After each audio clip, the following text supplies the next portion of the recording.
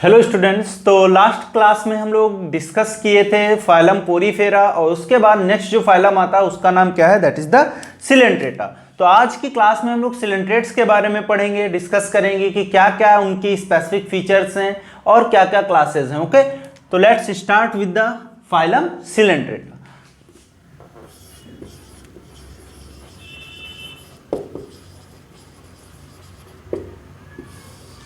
Coelenterates के case में अगर बात करें तो सबसे पहले इसका जो दूसरा नाम था वो भी हम लोग डिस्कस कर लेते हैं। तो सिलेंट्रेट को दूसरा नाम हम लोग क्या जानते हैं, दैट इज द निडेरिया।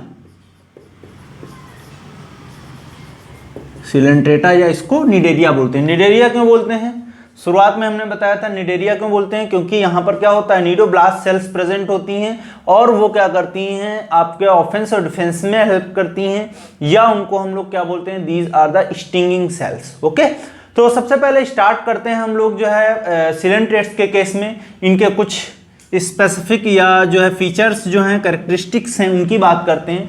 तो यहां पर जो इंडिविजुअल्स होंगे वो कैसे होंगे, तो मोस्टली सिलेंट्रेट्स आर मराइन। कैसे होंगे, मोस्टली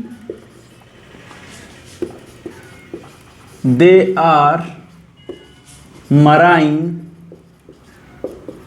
इन नेचर, यानी कि वो कहां रह रहे हैं, मराइन वाटर में रह रहे हैं। But some are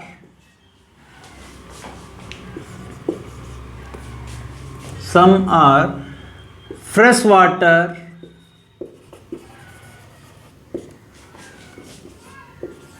coelenterates. Okay, तो कुछ इंडिविजुअल्स ऐसे भी हैं जो कहां पर पाए जा रहे हैं, फ्रेश वाटर में पाए जा रहे हैं। फॉर एग्जाम्पल, अगर एग्जाम्पल की बात करें, हाइड्रा। तो हाइड्रा क्या है, एक फ्रेश वाटर जो है आपका सिलेंट्रेट है और ये कहां पाया जाएगा, फ्रेश वाटर में पाया जाएगा। तो सिलेंट्रेट्स अब आगे हम देखते हैं इनके कुछ स्पेसिफिक बातें कि क्या क्या होते हैं सिलेंट्रेट्स में, कैसे वो काम करते हैं, किस तरीके का स्ट्रक्चर होता है ना। तो यहां पे देखते हैं mostly they are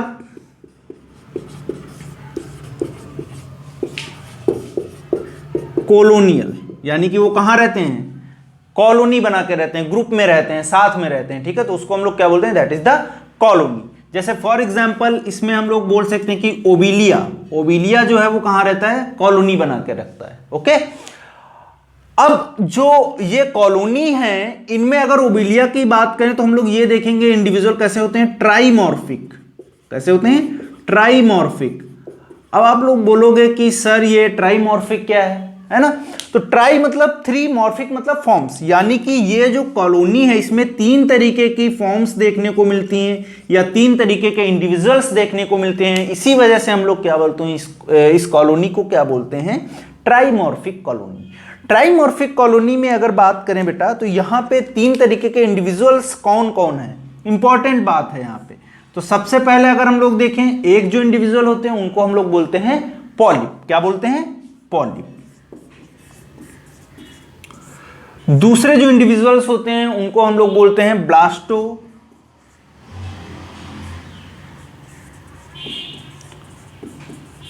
style. Okay, क्या बोलेंगे, ब्लास्टो स्टाइल। तीसरे जो इंडिविजुअल्स हैं उनको हम लोग बोलेंगे मेडुसा। ओके, तो तीन तरीके के इंडिविजुअल्स देखने को मिलेंगे किसमें, ओबिलिया के केस में। क्लियर है। अब ये ट्राइमॉर्फिक को अगर और हम अच्छे से समझें, अभी पॉलिप्स और मेडुसा और इनकी सबकी बात करेंगे हम लोग। पहले हम लोग इधर देखते हैं थोड़ा कि अगर ट्राइमॉर्फिक की बात करें तो यहां पे जो इंडिविजुअल्स हैं ये कैसे हैं, तो एक यहां पर हम लोग वर्ड पढ़ते हैं, that is the polymorphism. Polymorphism का मतलब क्या है, पॉली मीन्स मैनी और मॉर्फिज्म मतलब फॉर्म्स, यानी कि एक ही कॉलोनी में कई तरीके के इंडिविजुअल्स का पाया जाना, वो क्या कहलाएगा, दैट इज द पॉलीमॉर्फिज्म। तो हम लोग लिख सकते हैं यहां पे कि अकरेंस ऑफ, क्या बोल सकते हैं, अकरेंस ऑफ मोर देन, क्या बोलेंगे, occurrence of more than one type of individuals, occurrence of more than one type of individuals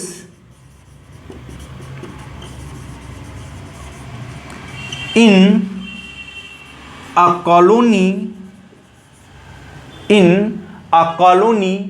performing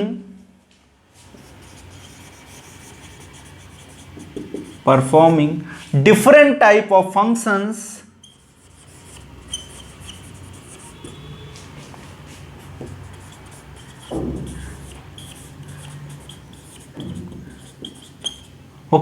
different type of functions is known as polymorphism.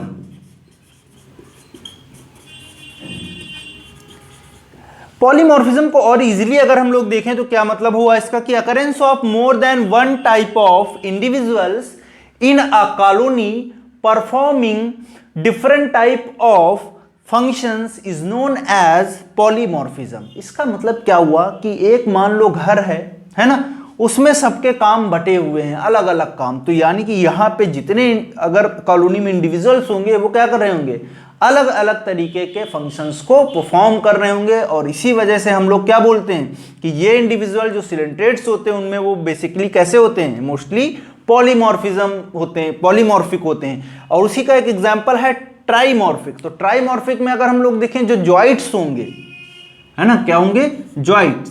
तो joints के case में अगर देखें तो तीन तरीके के इंडिविजुअल्स, मतलब ऐसे इंडिविजुअल्स जो उनका शेप हो कोई। तो पॉलिप जो होंगे उनके केस में अगर हम लोग बात करें तो पॉलिप के केस में अगर देखें, पॉलिप कैसे होंगे, दे आर सिलेंड्रिकल।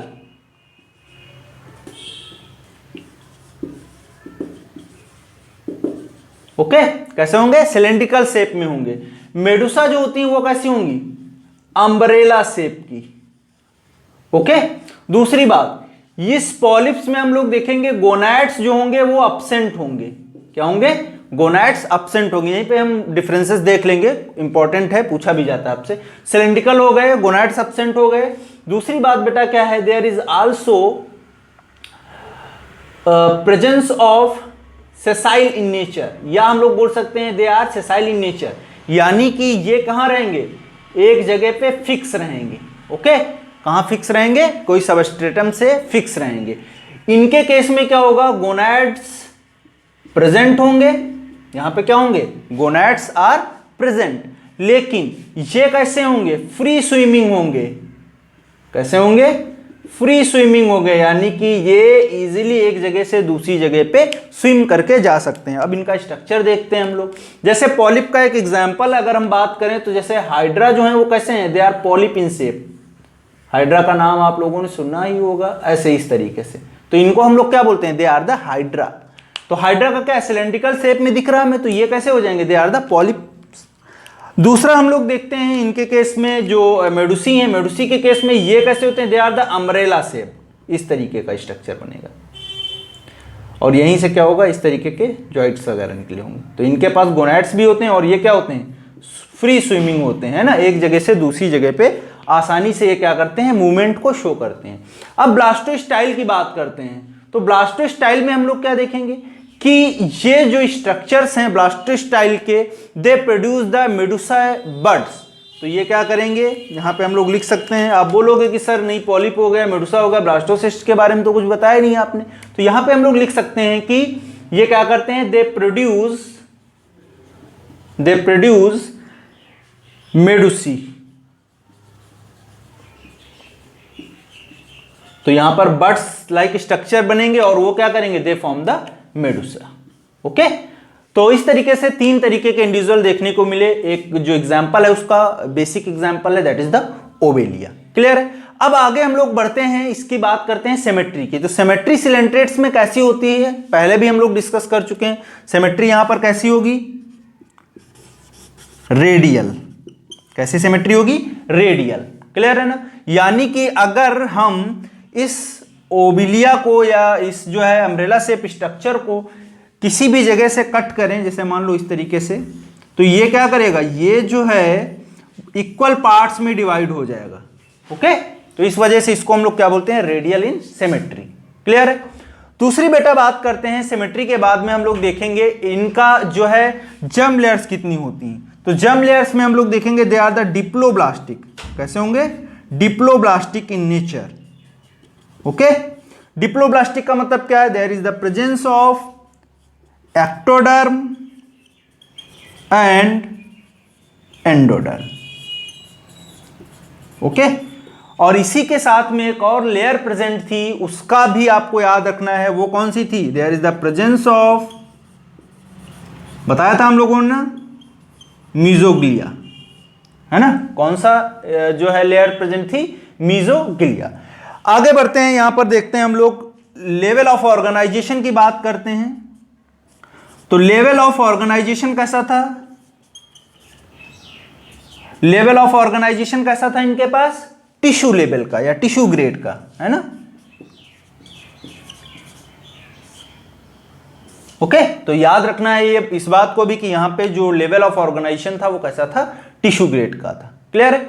आगे अब हम लोग डिस्कस करेंगे कि एक जो इनकी जो लेयर्स हैं वो कौन कौन सी हैं। ठीक है, तो नेक्स्ट बेटा हम लोग देखते हैं कि जो इनका बॉडी स्ट्रक्चर था उसके बारे में बात करते हैं। तो ये मान लिया हमने कोई हाइड्रा है, यहाँ पे हाइड्रा का एक स्ट्रक्चर मैं बनाए दे रहा हूं आपको कुछ इस तरीके से।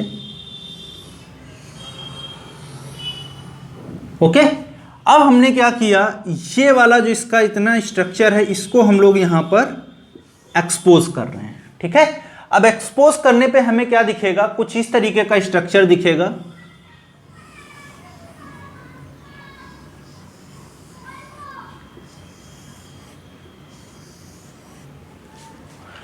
एक जो लेयर होगी बाहर की सबसे पहले, उस लेयर को हम लोग क्या बोलेंगे? That is the epidermal. क्या बोलेंगे इसको? इपीडर्मल। ओके, और इपीडर्मल के बाद जैसे ही हम लोग आगे बढ़ेंगे तो इपीडर्मल के बाद में जो बीच की लेयर है, याद करो आप लोग हमने क्या डिस्कस किया था? मिजोइल लेयर। ज्यादा जगह नहीं है तो यहां पे हमने मिजो लिख दिया, मिजोइल लेयर। और तीसरा जो अंदर की तरफ लेयर होगा उसको हम लोग क्या बोलेंगे? That is the gastrodermis. Okay, क्या बोलेंगे? गैस्ट्रोडर्मिस। तो मिजोडर्मिस की बात करते हैं यहां पे, और इपीडर्मल सेल्स की बात करते हैं या इपीडर्मल लेयर की बात करते हैं, उसके बाद गैस्ट्रोडर्मिस की बात करते हैं। तो सबसे पहले शुरुआत करते हैं हम इपीडर्मल लेयर से। तो इपीडर्मल लेयर में हम लोग क्या देखेंगे? ये एपिडर्मिस की बनी होगी। क्लियर है? यहां पे कुछ जो स्पेसिफिक सेल्स हैं वो बहुत इंपॉर्टेंट है। ओके, यहां पे क्या है? कुछ स्पेसिफिक सेल्स हैं, तो उनको भी आप लोगों को याद रखना पड़ेगा यहां पे कौन कौन सी सेल्स हैं। तो डिस्कस करते हैं यहां से। स्टार्टिंग में हम लोग देखते हैं एक सबसे इंपॉर्टेंट जो सेल्स यहां पे हैं वो कौन सी हैं? That is the cnidoblast cells. कौन सी सेल्स हैं? इनको क्या बोलेंगे हम लोग? That is the cnidoblast sales.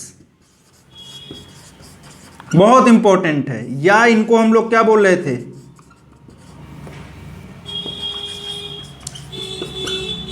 Stinging cells. Okay, दूसरी जो सेल्स थी इसके अलावा वो कौन सी थी? Interstitial cells. कैसी सेल्स थी? Interstitial cells. क्लियर है? तो नीडोब्लास्ट सेल्स हो गई, इंटरस्टिशियल सेल्स हो गई। इसके अलावा और सी कुछ सेल्स थी जिनको हम लोग बोल रहे थे these are the sensory cells. तो यहां पे आप चाहो तो बना लो इस तरीके से। यहां पे कुछ सेंसरी सेल्स भी तो यहीं पे मैं लिखे दे रहा हूं, सेंसरी सेल्स। ओके, क्लियर है? तो कितने तरीके की सेल्स हमने देखा जो इंपॉर्टेंट है? नीडोब्लास्ट, सेंसरी, इंटरस्टिशियल, और कुछ सेल्स ऐसी भी थी जिनको हम लोग बोल रहे थे इपीथीलियो मस्कुलर सेल्स। क्या बोल रहे थे? इपीथीलियो मस्कुलर सेल्स। तो यहां पर इसको हम लोग लिख सकते हैं इपीथीलियो मस्कुलर सेल। ओके, अब आगे हम लोग बढ़ते हैं एपिडर्मिस के बाद में। तो इनका काम चाहो तो आप लोग यहीं लिख सकते हो। ये क्या करती हैं? Defence and offence. ओके, तो डिफेंस एंड ऑफेंस में जो हेल्प करती है उनको हम लोग क्या बोलते हैं? These are the cnidoblast cells. Okay, आगे बढ़ते हैं बेटा मिजोरम में। तो यहां पे हम लोग को देखेंगे फाइन जो है न्यूरोनल पार्ट्स होगा या नर्व का स्ट्रक्चर्स होंगे, है ना, नेट लाइक, बहुत फाइन, एकदम प्रिमिटिव टाइप का। तो यहां पे हम लोग क्या बोलेंगे? ये जो मिजोइल लेयर जो है ना, या मीजोग्लिया है जो, इसमें क्या होंगी आपकी नर्व सेल्स प्रेजेंट होंगी। कैसी सेल्स प्रेजेंट होंगी? नर्व सेल्स प्रेजेंट होंगी।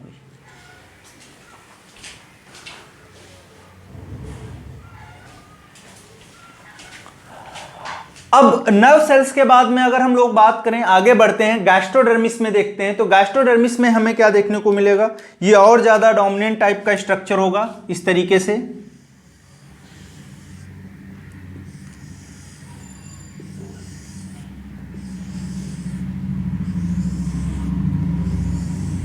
ओके, ये क्या है आपका? गैस्ट्रोडर्मिस है। क्लियर है?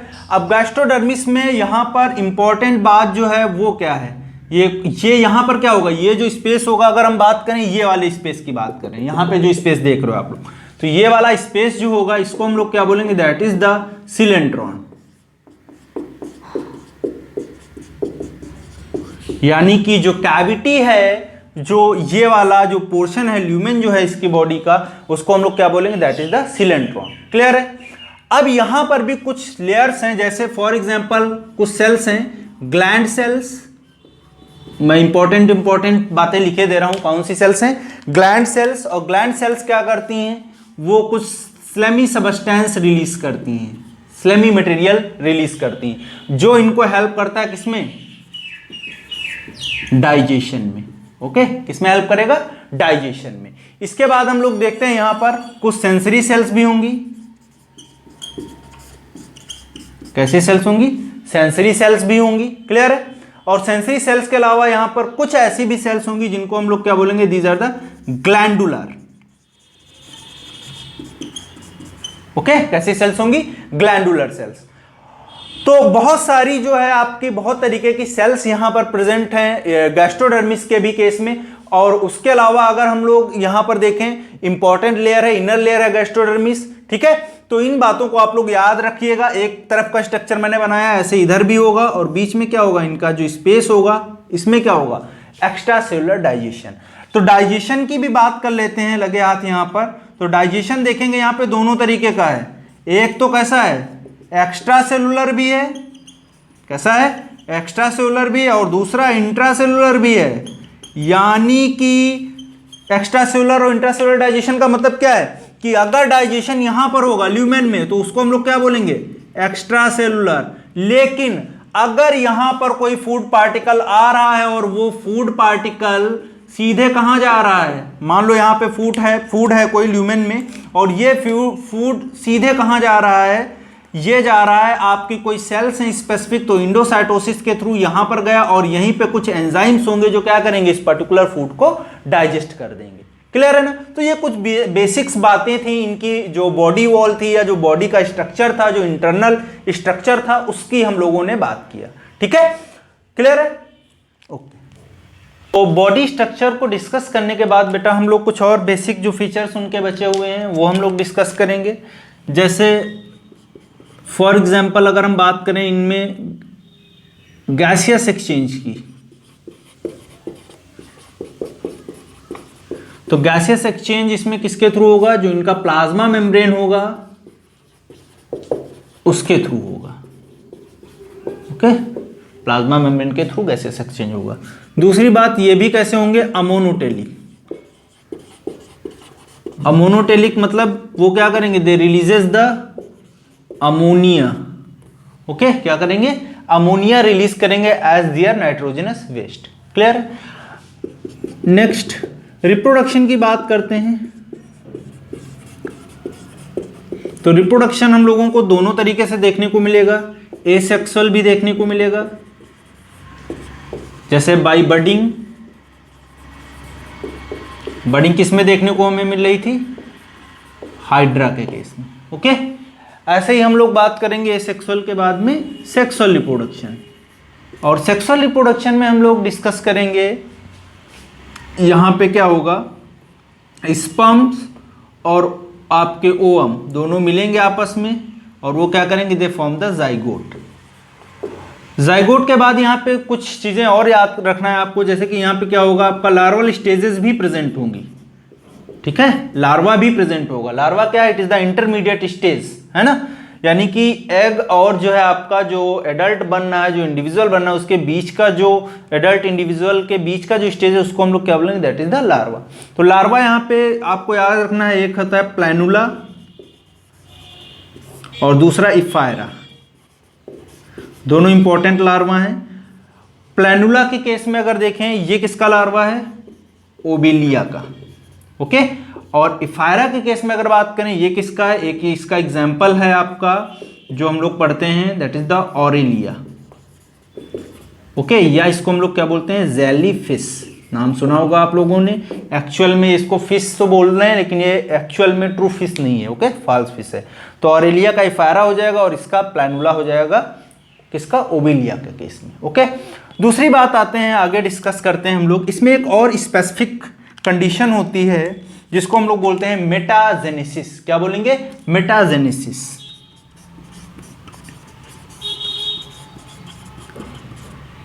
मेटाजेनेसिस क्या होता है, व्हाट इज द मेटाजेनेसिस? तो मेटाजेनेसिस जो है एक तरीके का अल्टरनेशन ऑफ जनरेशन ही है, लेकिन डिफरेंस है प्लांट्स और इसके केस में। प्लांट्स में क्या होता है, एक 2n स्टेज आती है, उसके बाद n नंबर स्टेज आती है, फिर 2n आती है, तो इसको हम लोग बोलते हैं जो है, ये क्या है, प्लांट के केस में देखने को मिलता है। लेकिन यहां पर सिलेंट्रेट्स के केस में ये क्या है, अल्टरनेशन जनरेशन है प्लांट्स के केस में।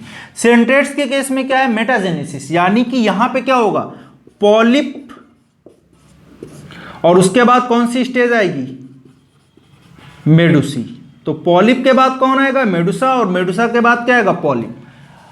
तो पूछोगे सर इसमें क्या डिफरेंस क्या है, जैसे ये क्या, अभी तो कुछ समझ में नहीं आ रहा कि यहाँ पे क्या होगा, यहाँ पे क्या होगा। तो यहाँ पे क्या है, पॉलिप जो है वो भी कैसी हैं, 2n नंबर ऑफ क्रोमोसोम, यानी कि उनके जो क्रोमोसोम देखें, दो सेट्स हैं, 2n है, डिप्लॉयड नेचर के हैं। यहाँ पे क्या है, जो आपका मेडुसा भी है वो भी कैसा है, 2n नंबर ऑफ क्रोमोसोम, यानी कि यहाँ पे हैप्लॉइड और डिप्लॉयड वाला कॉन्सेप्ट नहीं, यहाँ पे डिप्लॉयड और डिप्लॉयड वाला ही कॉन्सेप्ट है। अब देखो मेटाजेनेसिस में होगा क्या, जो पॉलिप्स हैं वो क्या करेंगी, एसेक्सुअल रिप्रोडक्शन करेंगी और क्या बनाएंगी, मेडुसा। तो यहां पर लिख सकते हैं, पॉलिप क्या करेंगी, एसेक्सुअली प्रोड्यूसेस द मेडुसा, और मेडुसा क्या करेंगी, इनके पास क्या थे, याद करो आप लोग, गोनाड्स थे, और गोनाड्स से क्या हो रहे थे यहां पर, सेक्सुअल रिप्रोडक्शन। गोनाड्स का मतलब क्या है, रिप्रोडक्टिव स्ट्रक्चर्स है ना, मेल और फीमेल। तो यहाँ पे क्या होगा, ये सेक्सुअल रिप्रोडक्शन शो करेंगे और ये मेडुसा से क्या बनेंगे, पॉलिप बना लेंगे। और इस तरीके के जो इस तरीके का जो साइकिल होता है सिलेंट्रेट्स के केस में, उसको हम लोग क्या बोलेंगे, दैट इज द मेटाजेनेसिस। किसमें पाया जाता है, it is present in, example इसका लिख लेंगे हम लोग, ओबिलिया, ओके। ओबिलिया आपको याद रखना, बहुत इंपॉर्टेंट इंडिविजुअल है यहाँ पे, ठीक है। अब इसके बाद हम लोग आगे बढ़ते हैं, क्लासिफिकेशन की बात करते हैं। तो क्लासिफिकेशन में हम लोग देखेंगे कि 3 जो है क्लासेस में इसको डिफाइन किया गया, 3 क्लासेस में क्लासिफाई किया गया है। पहला जो क्लास है उसको हम लोग बोलेंगे हाइड्रोजोआ, दूसरा जो क्लास है वो Scyphozoa, and third is the Anthozoa, okay. तो कौन कौन से 3 क्लास हैं बेटा, पहला जो है वो कौन सा है, हाइड्रोजोआ, दूसरा जो क्लास है उसको हम लोग क्या बोलेंगे, Scyphozoa, and third is the Anthozoa. Clear है? तो क्लासिफिकेशन हम लोग देख लेते हैं यहीं पे, बहुत इंपॉर्टेंट टॉपिक है ये।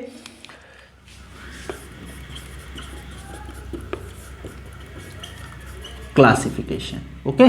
तो क्लासिफिकेशन में पहला हमने डिस्कस किया, सबसे पहला क्लास कौन सा है, हाइड्रोजोआ। कौन सा क्लास है, हाइड्रोजोआ। दूसरा क्लास जो है उसको हम लोग क्या बोलेंगे, दैट इज द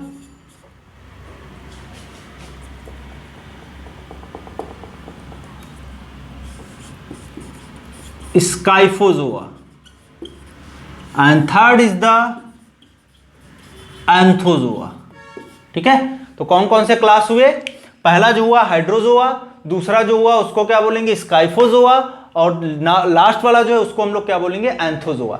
अब पूछोगे सर कि ये कैसे क्लासिफाई किए गए, किस तरीके के इंडिविजुअल्स को हम कहां पर रखेंगे, तो आप लोगों को याद रखना है, हाइड्रोजोआ में केवल कैसे होंगे, ओनली पॉलिप्स। क्या होंगे यहां पर, केवल पॉलिप्स प्रेजेंट होंगे। पॉलिप्स मैं आगे डिस्कस कर चुका हूं आप लोगों से, कैसे होंगे, फिक्स्ड होंगे, सिलेंड्रिकल होंगे, सेंस ऑर्गन एब्सेंट होंगे, गोनैड्स नहीं होंगे उनके पास, है ना। स्काइफोजोआ, ये जो इंडिविजुअल्स होंगे ये कैसे होंगे, यहां पर केवल कैसे इंडिविजुअल्स होंगे, यहाँ पे कप शेप्ड इंडिविजुअल होंगे और क्या होंगे, यहाँ पर मेडुसी लाइक स्ट्रक्चर्स प्रेजेंट होंगे। तो यहाँ पर पॉलिप हो गया, यहाँ पर क्या हो गया, मेडुसी। ओके, तो यहाँ पे क्या हुआ, पॉलिप्स एंड मेडुसी, और यहाँ पर क्या हुआ, फिर से पॉलिप्स। ठीक है, याद करने का तरीका है पॉलिप्स, मेडुसी एंड पॉलिप्स। अब हम लोग क्या देखेंगे, हाइड्रोजोआ में पॉलिप्स के साथ साथ में और कौन से स्ट्रक्चर हैं, वो कौन से हैं, मेडुसी।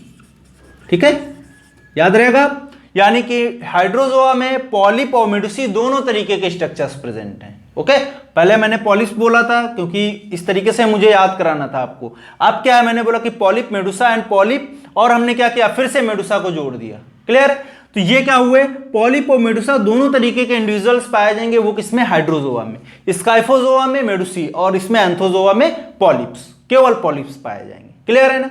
अब देखो ये कैसे थे, पॉलिप्स कैसे थे, यहां पर लिख सकते हैं सिलेंड्रिकल शेप,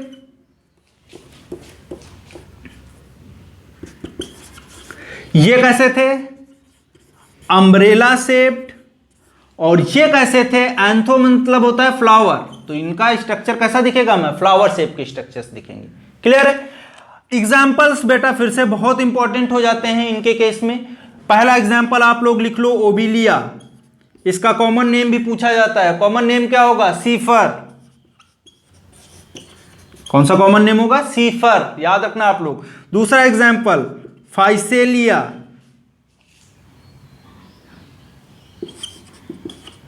कौन सा एग्जाम्पल है, फाइसेलिया। फाइसेलिया के केस में अगर हम लोग देखें, इसको हम लोग क्या बोलते हैं, that is known as Portuguese man of war, या हिंदी में इसको बोलते हैं पुर्तगाल का योद्धा। फाइसेलिया के बाद में आते हैं यहां पर वेलेला। ओके, और उसके बाद हम लोग देखते हैं कोरल भी यहां पर प्रेजेंट होता है, जिसको हम लोग बोलते हैं मिलीपोरा। क्या बोलते हैं, मिलीपोरा, या इसको हम बोलते हैं हाइड्रॉइड कोरल। ओके, तो वेलेला के केस में अगर बात करें, इसका भी कॉमन नेम होता है, वो क्या होता है आपका, सेल बाय द विंड। ये आप लोगों को याद रखना है, एटलीस्ट सब याद ना हो, लेकिन ओबिलिया, फाइसेलिया और मिलीपोरा ये आपको जरूर याद होने चाहिए। ओके, क्लियर है।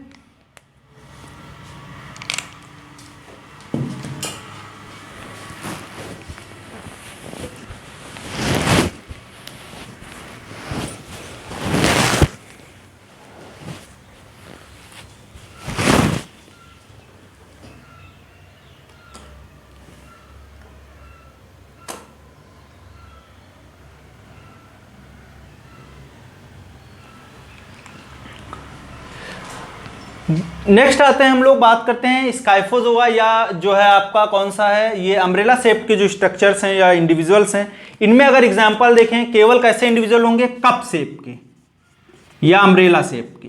ओके, और इनके एग्जांपल्स यहां पर हम लोग लिख लेंगे। दो एग्जांपल हैं जो आपको याद रखने हैं, बहुत इंपॉर्टेंट है। एक है आपका ऑरेलिया, जिसको हम लोग बोलते हैं जेलीफिश, और दूसरा है राइजोस्टोमा। तो इसमें लिख लो ऑरेलिया, राइजोस्टोमा। ठीक है, ऑरेलिया को हम लोग और क्या बोलते हैं, दैट इज द जेलीफिश, पहले ही डिस्कस कर चुके हैं हम लोग। आगे आते हैं एंथोजोअन्स की। तो यहां पर हमने क्या बोला, केवल कैसे इंडिविजुअल्स हैं, फ्लावर शेप के इंडिविजुअल्स हैं। क्लियर है। अब इनमें एग्जाम्पल्स बहुत इंपॉर्टेंट हो जाते हैं, तो एग्जाम्पल्स हम लोग यहां पर लिख रहे हैं इसके। गॉर्गोनिया, गॉर्गोनिया को हम लोग क्या बोलते हैं, इसका कॉमन नेम होता है सी फैन। क्या नाम होगा, सी फैन। ओके, गॉर्गोनिया के बाद दूसरा जो एग्जाम्पल है वो है फंजिया, और फंजिया को हम लोग क्या बोलते हैं, that is the mushroom coral. क्या बोलते हैं, मशरूम कोरल। इसके बाद फंजिया के बाद जो नेक्स्ट एग्जाम्पल आता है वो कौन सा है, पेनेटुला, और इसको बोलते हैं सी पेन। ये आप लोग एक काम कर सकते हो, नेट पे इनका पिक्स देख सकते हो। ठीक है, तो और ज्यादा क्लियर हो जाएंगी चीज। अब सारी पिक्स यहां पर बनाना पॉसिबल नहीं है। ठीक है, फंजिया, पेंटुला, उसके बाद अगर हम लोग बात करें कोरेलियम, तो कोरेलियम नोबेल, जैसे रेड जो कोरल होता है उसको हम लोग बोलते हैं। और उसके बाद आपका मैड्रिपोरा,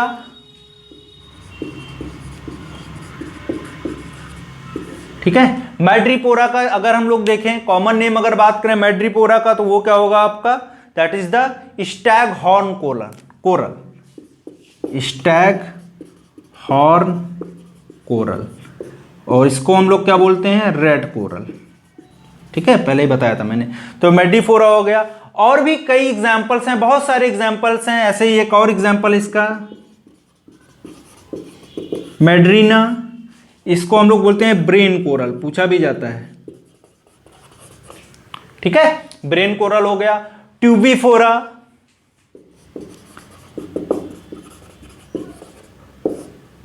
इसको हम लोग बोलते हैं ऑर्गन पाइप कोरल, ठीक है। तो बहुत सारे एग्जांपल्स हैं, इतने ही आप लोग याद कर लो, काफी टफ होता है इनको याद करना अभी स्टार्टिंग में, लेकिन याद हो जाएंगे, आप बार बार अगर रिवाइज करोगे याद हो जाते हैं, लेकिन बहुत इंपॉर्टेंट है। अब एक बात और निकल के आई यहां पे कि सर कोरल क्या है ना, कोरल्स मैं बोल रहा हूं कि कोरल कोरल कोरल, तो कोरल्स क्या है, कोरल्स जो हैं यहां पर हम लोग देख लेंगे, इधर डिफाइन कर लेंगे इसको। अगर कोई पूछा आपसे कोरल्स क्या है, तो कोरल्स क्या है, एक ऐसे इंडिविजुअल्स हैं जो क्या करते हैं, tiny individuals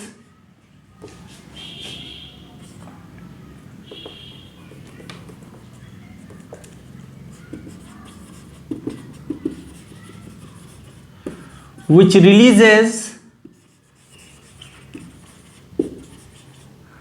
CaCO3 covering on their body surface।